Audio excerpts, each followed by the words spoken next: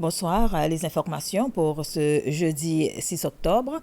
L'Institut pour l'éducation et la recherche socio-économique, connu sous le nom des séries, a été lancé aujourd'hui. Cet institut de recherche qui a fait partie de l'Université des Seychelles élève du doyen de la Faculté des arts et du développement social de l'université.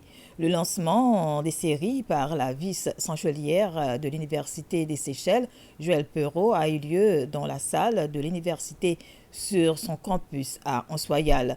Ce lancement s'est tenu dans le cadre des activités pour célébrer la semaine des enseignants. Le comité organisateur du Festival Créole a précisé que la 37e édition de cet événement est bel et bien sur le calendrier de cette année. Lors d'une conférence de presse, le président du comité, Emmanuel Daufé, a dit que le Festival Créole donne aux Seychellois la chance de célébrer leur identité.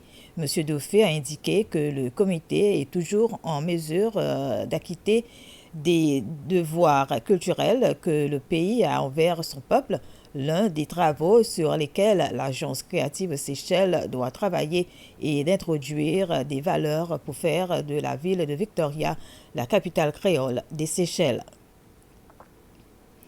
La Commission des revenus des Seychelles dit qu'elle est en train de travailler sur ces systèmes pour améliorer les services qu'elle offre à ses clients afin de la rendre plus transparente et en même temps en régler les problèmes des pertes des revenus que perçoit la Commission.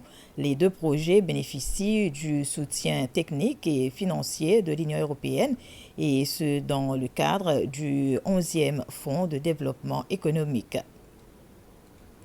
L'autorité de la pêche des Seychelles, la SFE, a déclaré qu'elle ouvrira la nouvelle saison de pêche de mer du 15 de ce mois jusqu'à le 14 juin de l'année prochaine.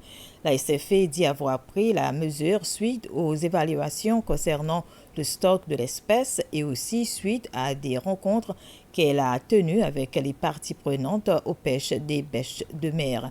Les évaluations ont eu lieu sur le plateau de Mahé ainsi que dans la région des Amirantes.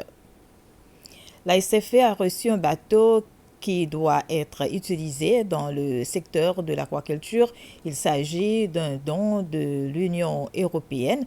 Le bateau a coûté 20 000 euros, soit environ 260 000 roupies séchelloises. La SFE obtient le soutien de l'Union européenne pour développer le secteur de l'aquaculture dans l'espoir de diversifier et renforcer l'économie du pays. Et à l'étranger, une majorité d'enfants figurent parmi les victimes de la fusillade qui s'est déroulée dans une crèche de Naklang, dans le nord de la Thaïlande. L'enseignant serait un ancien policier. Il a mis fin à ses jours. Voilà, c'était les informations. Bref, merci de votre attention.